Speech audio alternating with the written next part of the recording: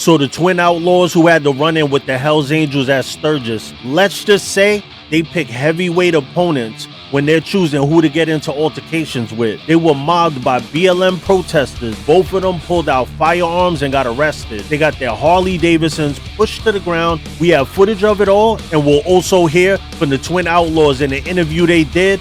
Let's get into it. We run the night. We run the night. Run. Big shout to the ghosts and the ghost sets. Welcome to Demons Row TV, the holy grail of MC culture, where we cover everything motorcycle and motorcycle club involved.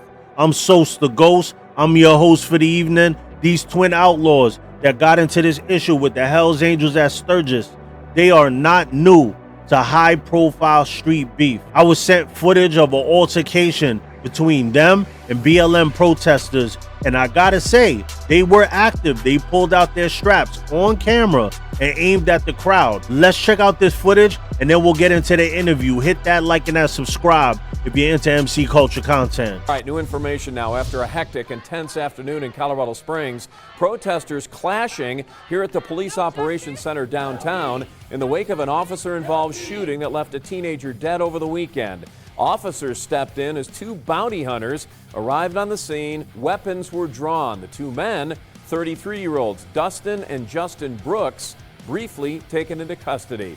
Those two brothers speaking only with News 5 tonight, explaining why they showed up to that protest and why they say it turned confrontational.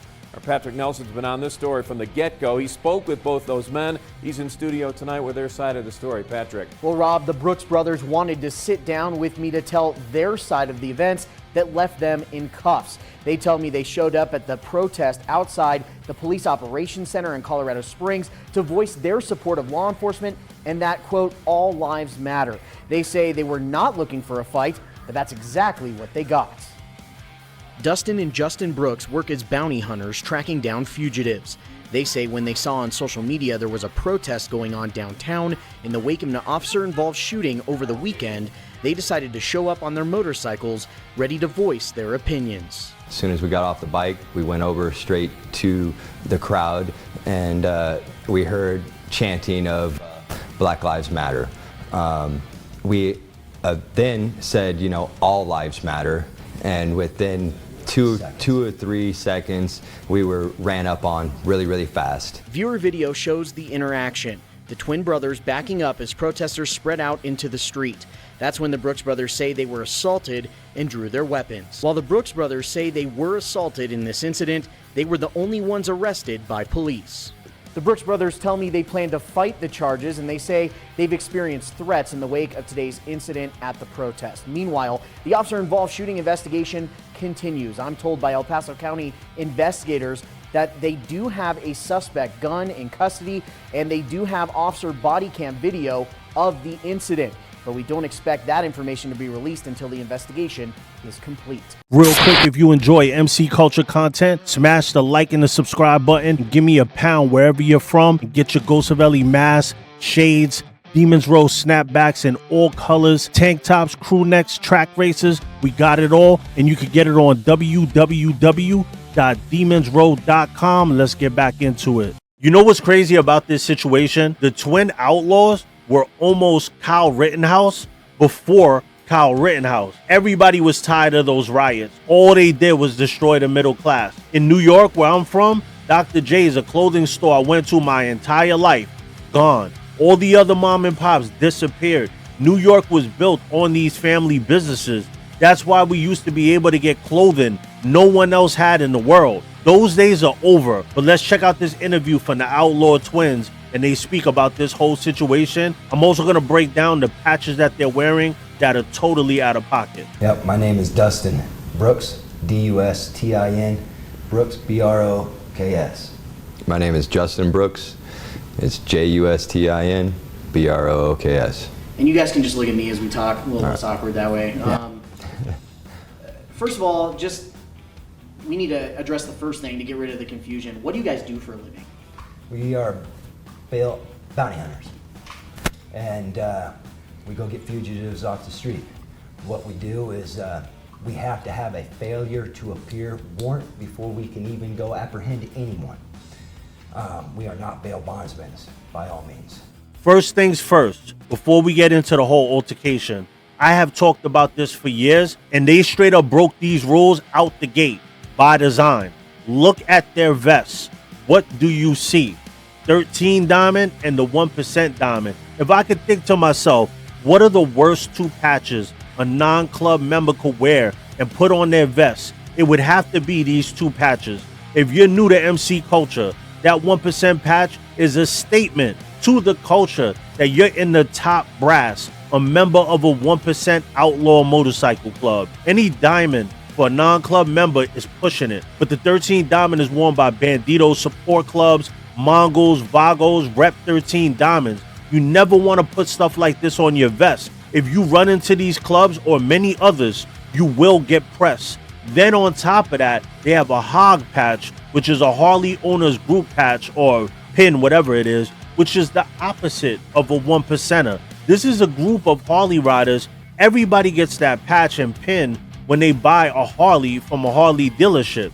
So when you look at the rest of the vest, it's empty. Why? Because they have no accolades. Why do they have no accolades? Because they just bought those patches. They're not in a club to earn further accolades. Then they have GoPros on their chest with what looks like badges behind it. I don't know if they're cops or if bounty hunters have badges. I know nothing about that world. I seen an episode or 2 of Dog the Bounty Hunter, and that's the extent of my knowledge on bounty hunters. But let's let them talk, and then I'll break it all down. Explain to me, and either one of you can answer this. We can just have a free-flowing conversation here. Explain to me what happened today and why you guys decided to go down to the police operations center. All right, I'll take it. I seen on Facebook that there was a rally going on down in downtown at City Hall, and I went ahead and was like, told my brother, hey, we need to go down and protest on our First Amendment, you know, on what we believe what was going on. And as soon as we got down there, didn't even get across the street. We were we got off the bikes. As soon as we got off the bike, we went over straight to the crowd, and we heard chanting of Black Lives Matter. We then said, you know, all lives matter, and within two or three seconds, we were ran up on really fast. And let me just stop you at that point. So knowing what you know now, I mean, what was your goal when you guys showed up there, and what might be some of the misconceptions? Because I think some people might believe you guys were showing up for a fight. For a fight, yes. And a lot of people actually on social media thinks that what we went down there was to instigate something. And we only went down there to protest with them, to be able to show them that, hey, all lives matter. And that's that. It's just, and when we got down there, they all thought that we was an instigator. And we wasn't down there to fight or to look like an instigator, but only to tell them or show to the news or whatever that was down there that all lives matter, and not just one life or any, all lives matter. And it just got out of hand, and we only could do, I got assaulted, and when I got assaulted, I drew my weapon for interference, for my life. And it's just, when you got a lot of people coming up on you like that, you only has a few things in your mind. What's gonna happen next?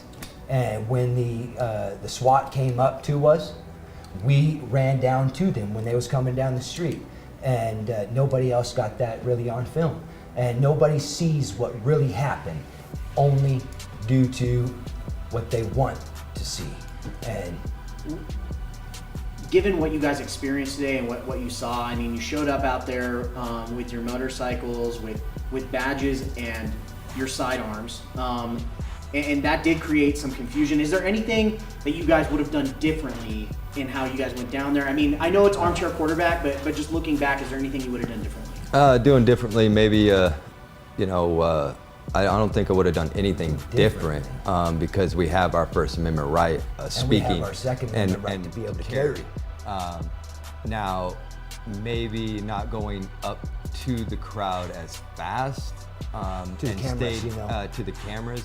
Yeah, that probably would have stayed back, since we wasn't with them. In a way, that's what they thought.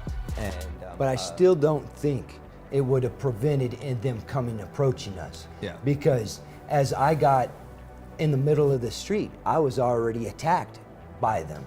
So they didn't really care what we had to say. Yeah.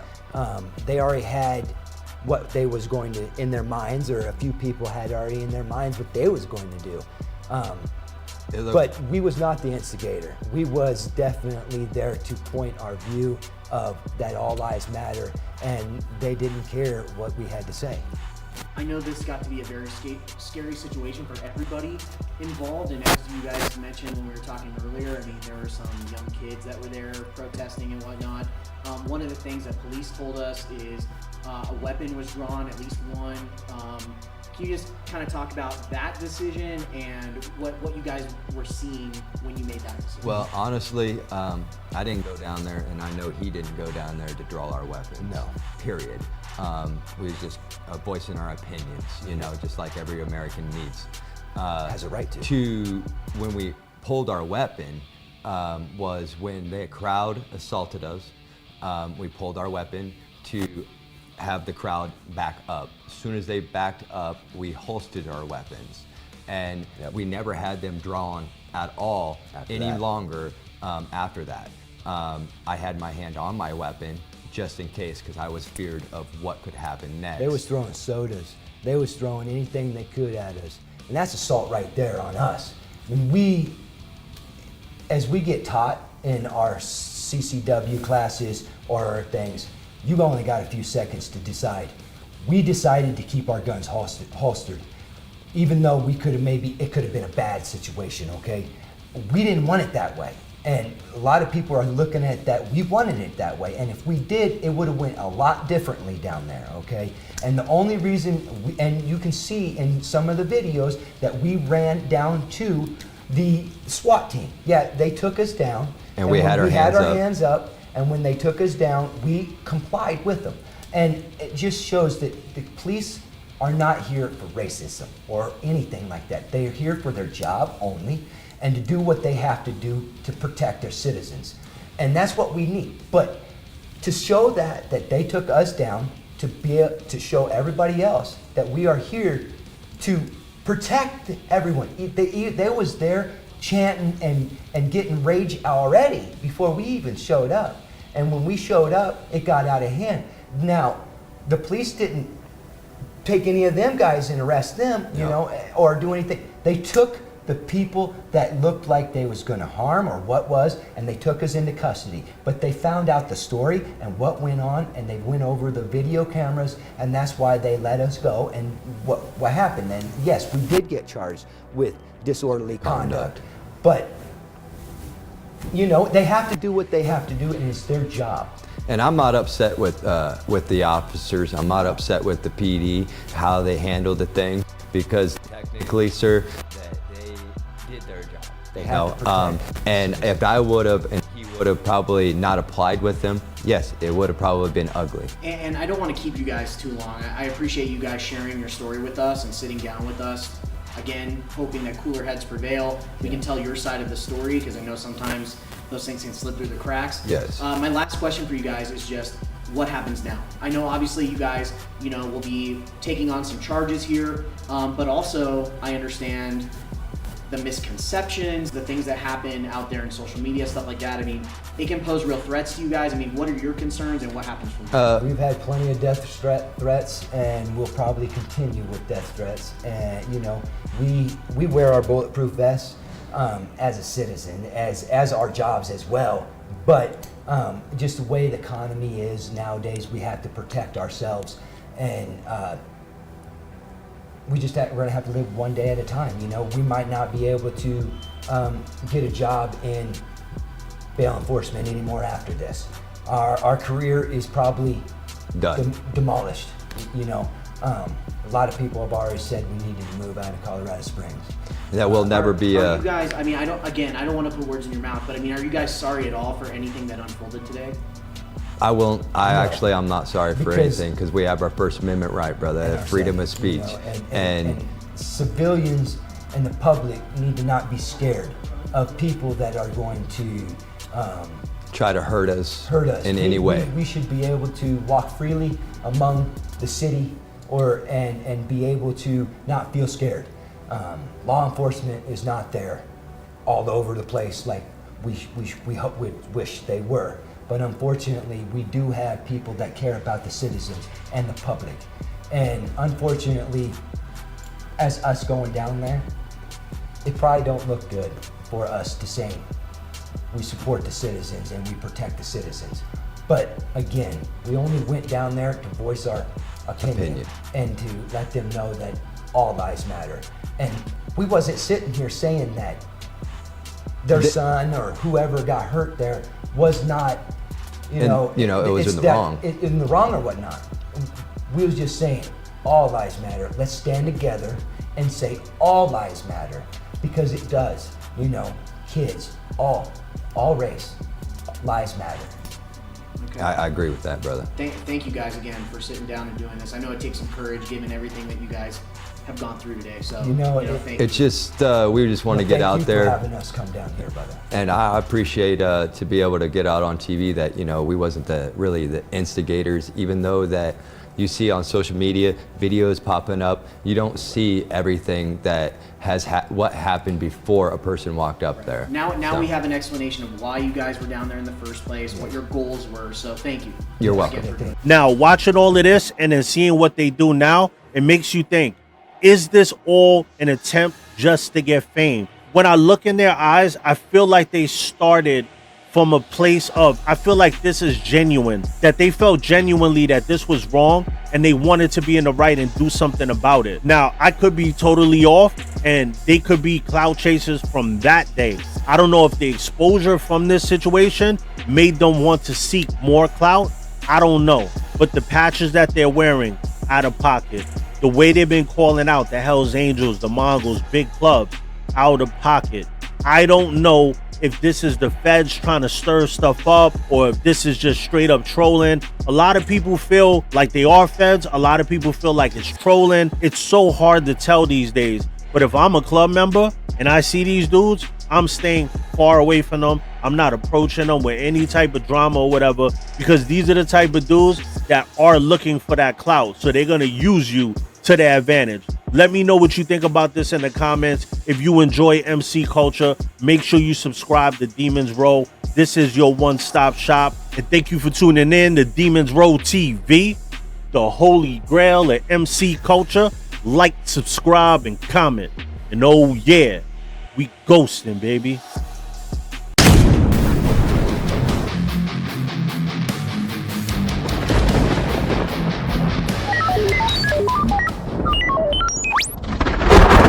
Oh.